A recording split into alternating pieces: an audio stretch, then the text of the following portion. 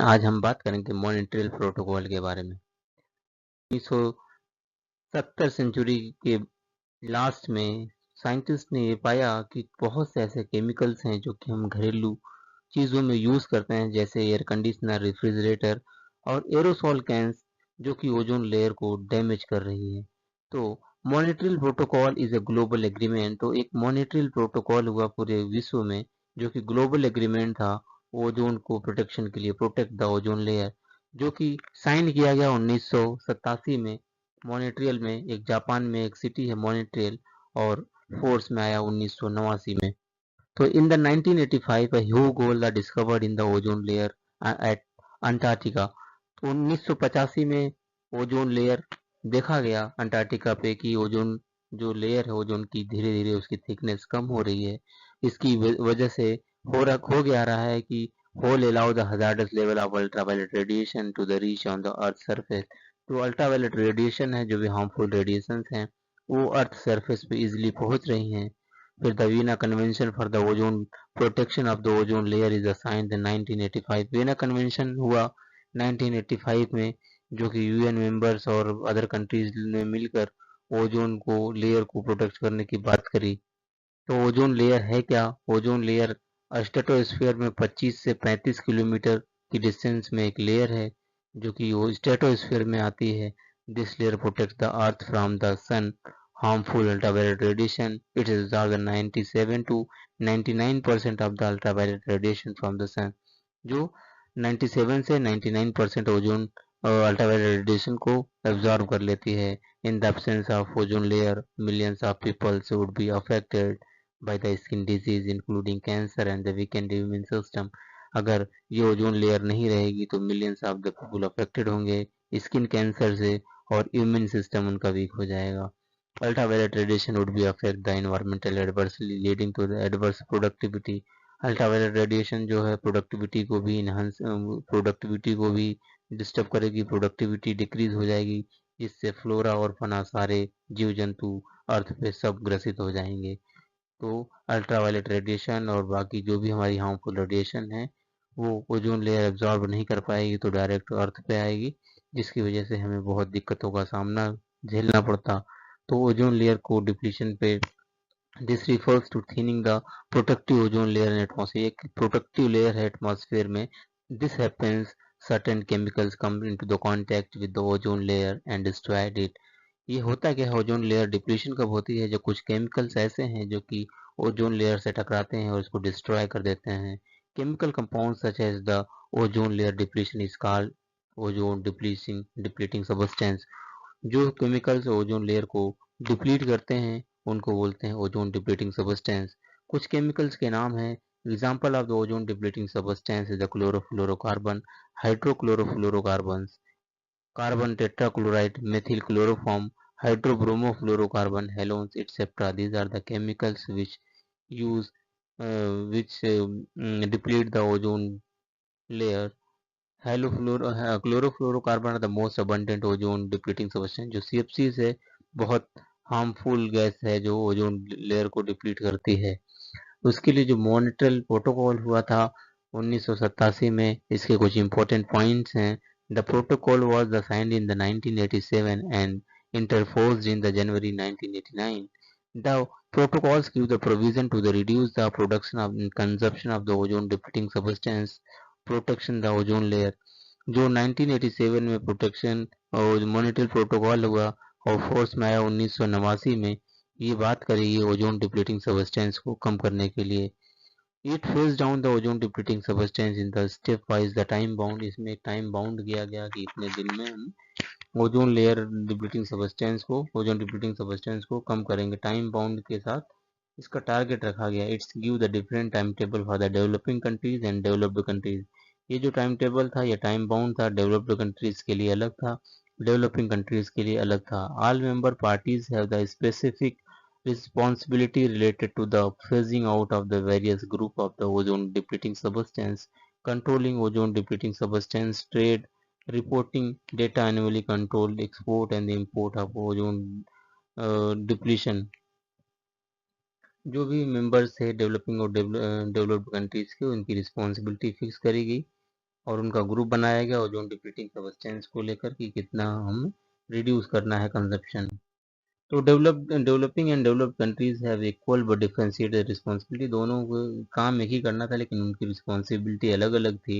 However both group of the nation has been time bound binding and measurable commitment under the protocol making its effective. इसलिए उनको time bound कर दिया गया, इससे हमें जो ये प्रोटोकॉल है और इफेक्टिव होगा। Under the protocol it is a provision for the amendment and adjust according to the new scientific, economic, technological advancement made।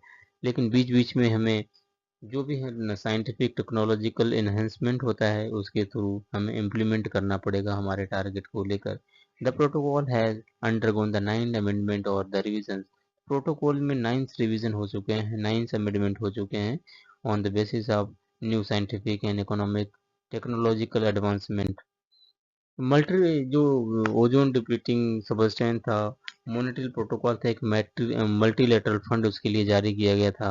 ये multilateral fund for the implementation of the monetary protocol was set up the 1991, जो कि setup किया गया था 1991 में, जिसकी मदद का ये यूज हुआ था, मतलब इसलिए लाया गया था। Its help developing countries comply with the provision for the protocol this under article 10 mention डेबो, जो कि डेवलपिंग कंट्रीज इजीली उसको फंड मिल पाए, जो कि ओजोन लेयर को वो भी प्रोटेक्ट कर पाए अपने लेवल से। Its provide the financial and the technical assistance to the developing members countries whose yearly per capita consumption and production of ozone depleting substance is less than 0.3 kg। जिनकी पर capita consumption है ozone का 0.3 kg, उनको financial assistance दिया जाएगा जो developing countries हैं। The activities of the fund implemented by the 4 bodies, जो ये एक्टिविटी जो फंड रहेगा उसके लिए इम्प्लीमेंटिंग बॉडी बनाई गई।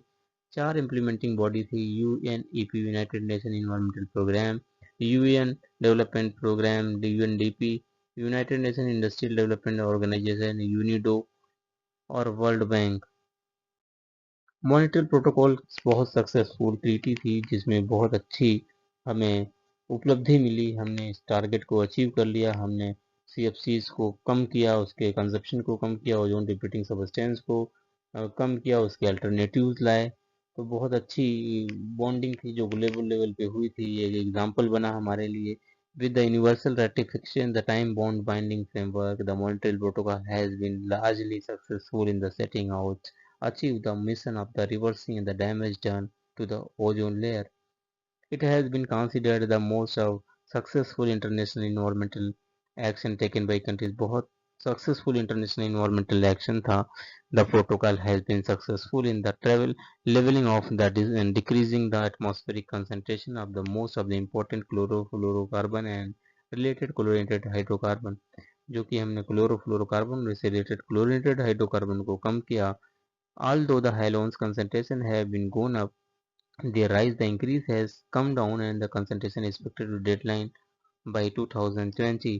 और इसकी डेडलाइन जो बनाई गई थी वहाँ भी एक्सपेक्टेड डेडलाइन थी, वहाँ पर जो भी हमारे केमिकल कंसंट्रेशन थे उनको हमने टाइम बाउंड करके कम किया। The protocol has been successfully send the clear signal to the global market. ये प्रोटोकॉल हमें एक ग्लोबल सिग्नल देता है कि ग्लोबल मार्केट में हमें कैसे मिलकर काम करना चाहिए। The full implementation of the Montreal protocol is expected to help in the avoidance of over 280 million skin cancer incidents, almost 1.5 million deaths due to the skin cancer and millions of the cases of cataract। इतनी गंभीर problem को देखते हुए हमें ये action implementation लेना पड़ा जो कि मॉनिटरी प्रोटोकॉल के रूप में था कि 280 मिलियन स्किन कैंसर से इंसिडेंट्स देखे गए, ऑलमोस्ट 1.5 डेथ कैंसर के थ्रू हुई और मिलियंस ऑफ केसेस कैटरैक्ट के थे। With the protocol, the ozone layer is expected to recover the year 2050। तो जो हमें रिकवर करना है 2050 तक ओजोन लेयर को प्रॉपर रिकवर करना है, ये हमारा टारगेट है।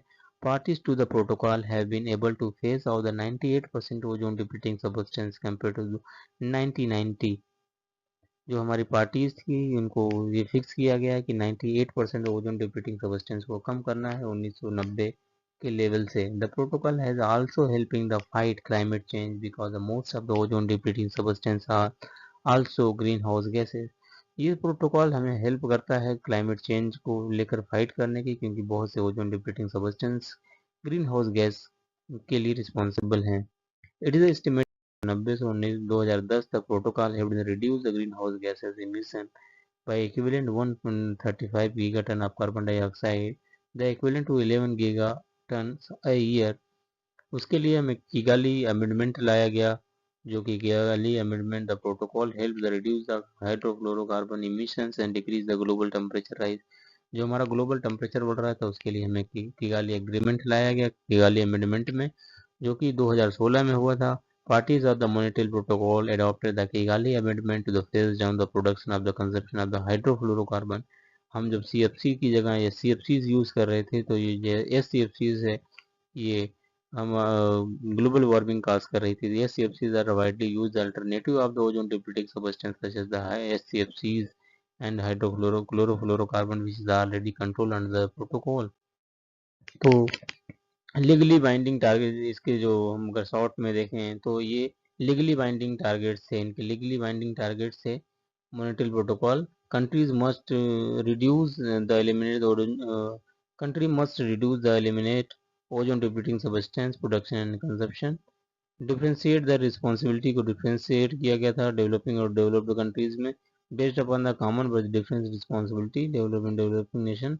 फाइनेंशियल मैकेनिज्म जो मल्टीलेटरल फंड बना कि जो जिनको पैसे नहीं है, जिनकी फाइनेंशियल प्रॉब्लम है, तो वो मल्टीलेटरल फंड से पैसे लेकर उसको हेल्प करेगा। Developing countries which the technology and finance. जो इम्पोर्टेंट अमेंडमेंट थे, लंदन अमेंडमेंट हुआ है, इसमें added more ozone depleting substance. Copenhagen amendment हुआ, फास्टर फेज आउट, इसमें जल्दी करने के लिए कहा कि जल्दी से जल्दी हम कम करें। किगाली एग्रीमेंट में फेज डाउन द एससीएफसीज को फेज डाउन करना था, और इसकी सक्सेस स्टोरी थी one of the most successful environmental treaty बोला जाता है इसको। Nearly 99% of the ozone phased out globally में 99% हमने इसको अचीव कर लिया है, जो कि हमारा 2050 तक टारगेट था। Ozone layer is recovering expected the full, लेकिन इसको रिकवर कर 2050-60 में रिकवर हो पाएगा। Directly help in the climate change and mitigation to, ये डायरेक्टली इनडायरेक्टली ये क्लाइमेट चेंज और मिटिगेशन को भी इम्प्रूव करता है, उसको भी करता है। पार्टीज टू प्रोटोकॉल, पार्टीज से प्रोटोकॉल हो गया ये implement ozone depletion phase out the through national ozone depletion programme successfully phase out chlorofluorocarbon हाइलोन्स working of the Kigali agreement. Challenges इसमें क्या थे? Legal illegal trade in ozone depleting substance, लोग illegal तरीके से बेच रहे थे। ट्रांजिशन कॉस्ट फॉर इंडस्ट्रीज, ये इंडस्ट्रीज के लिए ट्रांजिशन फेज था कि हम बंद कर रहे हैं तो इसकी जगह कुछ अल्टरनेटिव जल्दी से आए। मैनेजिंग सब्सिट्यूट, उसको सब्सिट्यूट जो भी है उसको मैनेज करने में दिक्कत आ रही थी। Thank you.